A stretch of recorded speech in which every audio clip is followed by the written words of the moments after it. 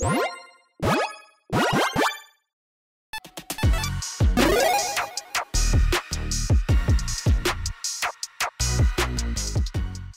everyone, Mitch coming in for the Commander Score Studio. Welcome to the show.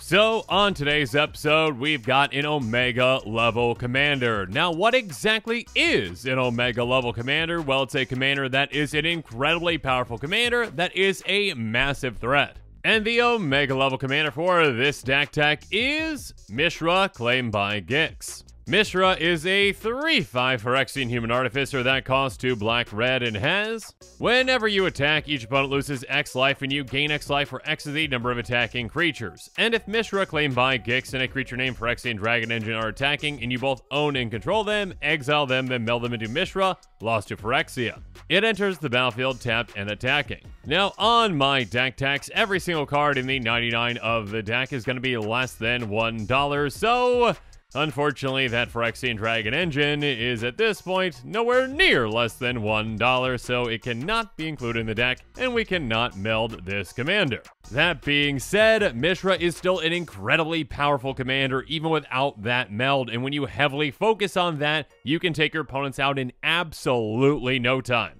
This commander benefits heavily from a go-wide strategy with a lot of low-to-the-ground evasive creatures, because when you are attacking with your army in that way, again, for every single one of those creatures that you're attacking with, you are draining your opponents and gaining a lot of life. So in no time at all, you can drain your opponents and take them all out. And of course, on top of Mishra, there are plenty of other ways to make our massive army even deadlier. And again, like I mentioned, every single card other than Mishra is less than $1, so even though Mishra is decently expensive, the rest of the deck makes up for it, and it's still a very budget-friendly deck. And as we're going through cards on this episode, keep in mind I'm going to be taking you through different tactics to show you how this deck works and how we're going to win with it. On top of that, if you are interested in this deck, make sure you check out that deck list link in the description below. And now with all that said, let's jump into it.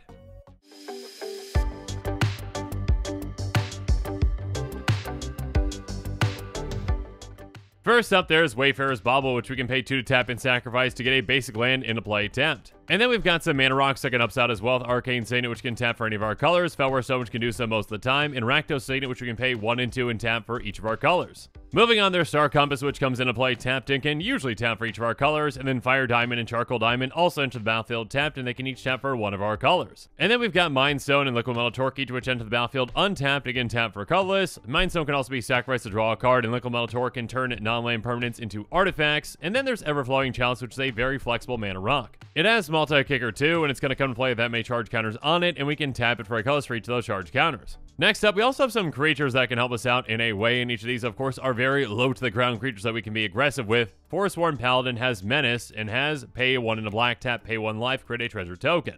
And then Goldhound is a 1/1 with First Strike and Menace that we can sacrifice for 1 mana of any color. And finally, Impulsive Pilferer has, when it dies, create a treasure token, and we can also encore it back out for 3 in a red for, again, if we've got 3 opponents, 3 copies of it and 3 more treasures. But now that we've talked about ramping and fixing our mana, let's talk about the rest of our army.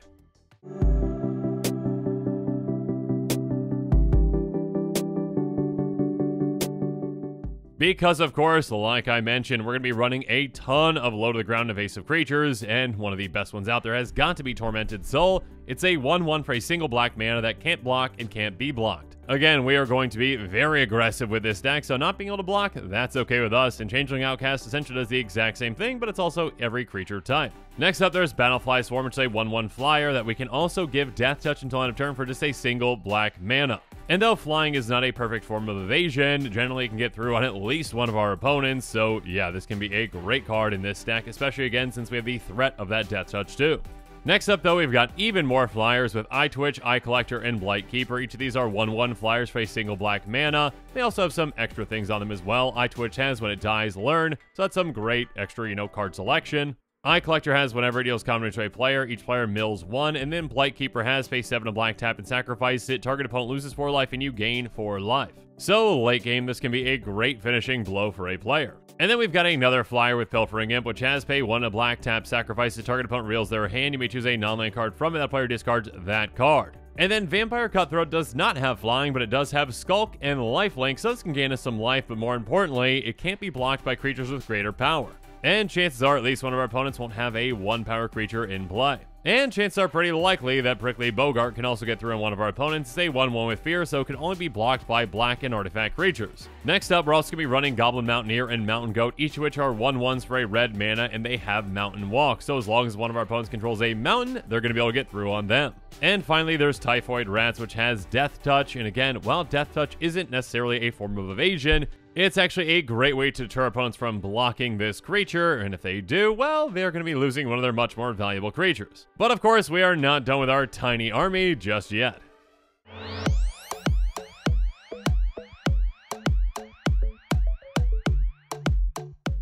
Because next up we even have a free creature that can help us out with Ornithopter, a 0/2 flyer for 0 mana. And again, even though it has 0 power, this can do a lot of work for us throughout the game, because when it's attacking, it's going to be draining each of our opponents. And of course, we've got ways to pump it as well, but we'll talk about that here in a bit. But yeah, Will-O-Wisp is another great one, a 0/1 flyer that we can pay a black to regenerate. So this actually can be pretty hard to deal with. Next up, though, we've got some 0/1 flyers that can actually pump themselves with Vampire Bats, Rexian Battleflies, and Pit Imp. Each of these, we can basically pay a black mana to give it +1/+0 until end of turn, but we can only activate these abilities 2 times in a turn. So if we need to get some extra damage through with some mana, we can, but again, if not, we are still going to be punishing our opponents just by these attacking.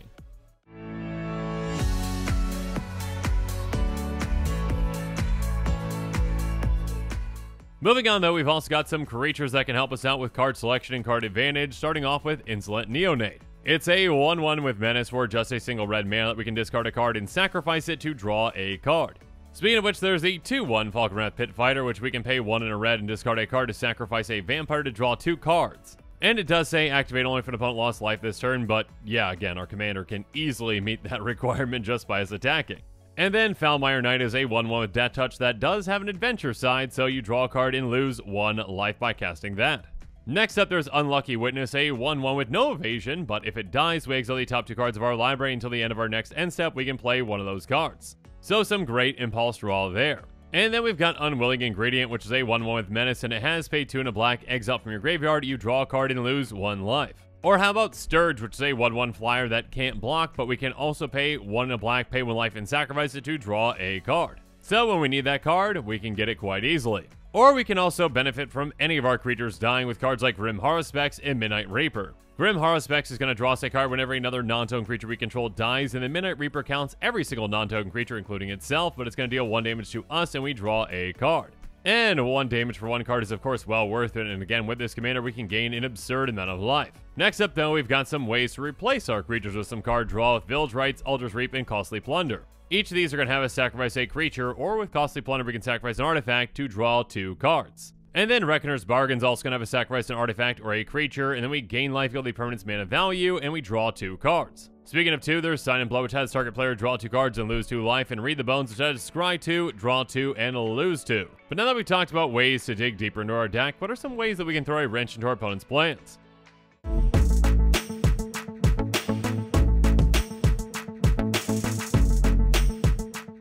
First up, we've got some creatures that can help us out, and some very fantastic low-to-the-ground creatures at that, with Cabal Therapist, Ruinous Gremlin, and Gorilla Shaman. Cabal Therapist is a 1/1 with Menace that says, beginning of your pre-combat main phase, you may sacrifice a creature. When you do, choose a non-land card name, then target player reveals their hand and discards all cards with that name.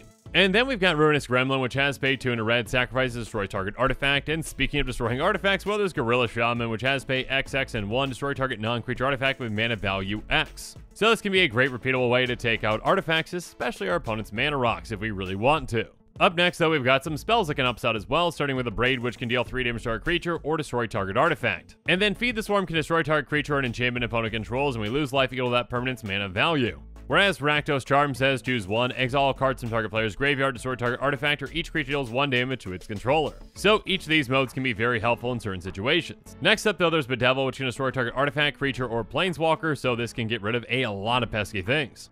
Speaking of which, there's Orcus, Prince of Undeath, which has when enters the battlefield, choose 1. Each other creature gets -X until end of turn, you lose X life, or return up to X star creature cards with total mana value X or less from your graveyard to the battlefield. They gain haste until end of turn. So this can either take out some creatures or bring us back a ton of creatures. And speaking of taking out creatures, we also have False Floor, which enters the battlefield tapped. It says creatures enter the battlefield tapped. Pay 2, tap it, exile false floor, exile all untapped creatures, activate only as a sorcery. Forcing our opponent's creatures to come into play tapped, first of all, can just be huge because, again, we're going to be aggressive, but yeah, this can be a great board wipe for us. And then Neverall's Disc enters the battlefield tapped. We can pay 1 to tap and sacrifice destroy all artifacts, creatures, and enchantments. So this is a great panic button. Speaking of a panic button, there's Decree of Pain. Destroy all creatures that can't be regenerated. Draw a card for each creature destroyed this way. So yeah, this can draw us an absurd amount of cards.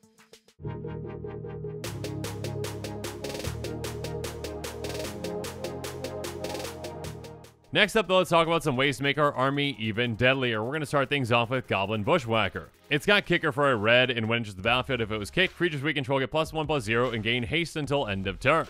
And then Reckless Bushwhacker is somewhat similar. It's got a surge cost for 1 and a red, and it's got haste, and says when it enters the battlefield, if its surge cost was paid, all other creatures you control get +1/+0 and gain haste until end of turn. So each of these can pump our army when they come into play, and yeah, again, our army is going to be quite vast and quite wide, so this can end up being a lot of extra damage. Speaking of which, there's Signal Pest, which is another great low-to-the-ground creature. It's got Battle Cry, and it says it can't be blocked except by creatures with flying or reach. And Battle Cry means whenever this creature attacks, each other attacking creature gets +1/+0 until end of turn. So again, another great, repeatable way, though, to actually pump our creatures. Speaking of which, there's Rosnact, which has Battle Cry as well, and it has Heroic. Whenever you cast a spell that targets it, create a 0/1 red Kobold creature token named Kobolds of Care Keep. But with all these tiny creatures, of course, we're also going to want to trigger Cavalcade of Calamity. Whenever a creature you control with power 1 or less attacks, Cavalcade of Calamity deals 1 damage to the player or planeswalker that creature is attacking. And then Raid Bombardment does the exact same thing, but for creatures with power 2 or less, so yeah, each of these can really add up throughout the game. Speaking of adding up, next up there's Hellrider, which has haste, and whenever a creature you control attacks, it's going to deal 1 damage to the player or planeswalker it's attacking.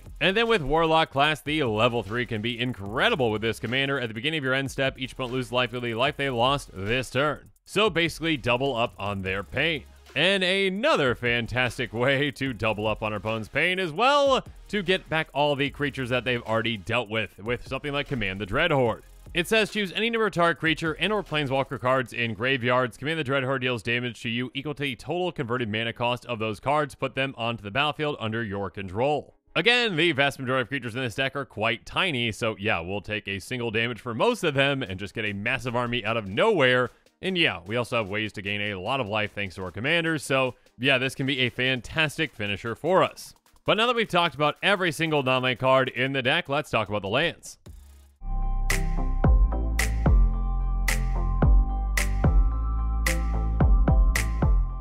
First up, we've got Command Tower, which can tap for either our colors, Exotic Orchard, which can do so most of the time, and Ash Barrens, which we can basic land cycle away for 1. And then we've got Evolving Wilds and Timber Expanse, both of which we can tap and sacrifice to get a basic into play tapped, and Mirror Landscape can actually up ramp us. Next up, we've got Maestro's Theater and Riveteur's Overlook, each of which are going to be sacrificed when they come into play, and they're going to get us one of our 2 basics, and we gain 1 life. And then Castle Embers is going to enter the battlefield tapped unless we control a mountain. It can tap for a red, it can actually pump our team, and Taint and Peak can tap for a colorless, or it can tap for black or red if we have a swamp. Moving on, we've got Shadowblood Ridge, which can help filter mana, and Smoldering Martian for Boding Roots can tap for either of our colors, and we can have them come into play untapped if we meet certain requirements. And finally, we're going to round this deck out with basic lands, including swamps and mountains. But now that we've talked about every single card in this deck, let's talk about the price.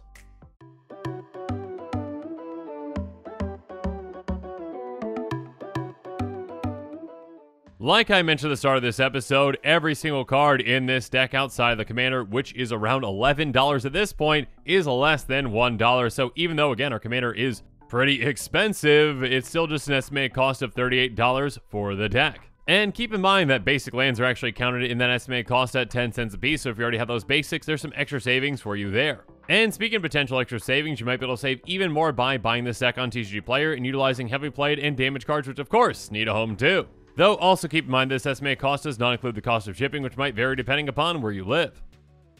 And with that, this show is coming to a close, so it's my turn to hear from you. So in the comments below, let me know what your thoughts on this episode are, and as always, thanks again and have a good one.